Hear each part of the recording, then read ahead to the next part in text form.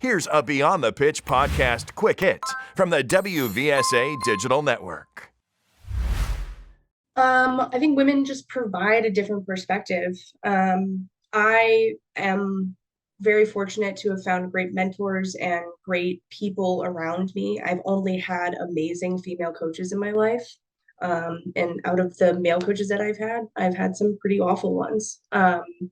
And I'm not saying it's that black and white, but I think a lot of times we look at men are able to coach men and women are only able to coach women. And I'm lucky enough that I get to coach both genders. I coach individuals and I've been around teams with boys.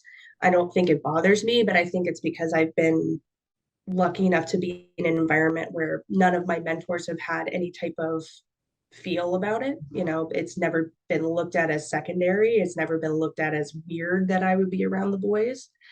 And we don't get that a lot on the women's side. You know, we don't bat an eye when a male is coaching a female team. And we need more women, not just coaching girls, but also coaching boys. I think it goes hand in hand. Like we don't need to back women in a corner where they only need to be coaching girls. And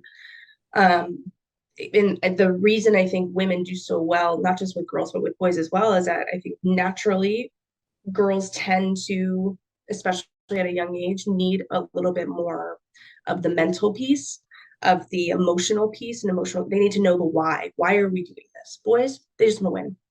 I'm not saying girls don't either, because girls love to win too. I mean, I'm a very competitive person. I want to win, but I also want to know why we're doing stuff. And you might need to have that a little bit more of an emotional connection with them, a more of a, not necessarily a friendship, but more of a mentor-mentee type of relationship. And I think women, especially who have been players in the game, 100% understand that and have a better feel of how to navigate that. And I think you see this new wave of coaching on both the men and women in coaching, where that is a very central piece of being a successful coach, having the soft skills, being able to motivate the kids, and not in a I'm going to run you if you do something wrong, but more of a, you know, a collective collaborative effort to, we're reaching team goals that we set together and those things. And I think women tend to, again, have more of those soft skills as an inherent piece of what they do, and they can be very successful in that environment. And we just got to put them out there. We got to put them out there, because I had great women coaches, so it never even crossed my mind that I couldn't be a great coach. And I think we just need to put more women in that environment so we can raise the next generation of great coaches.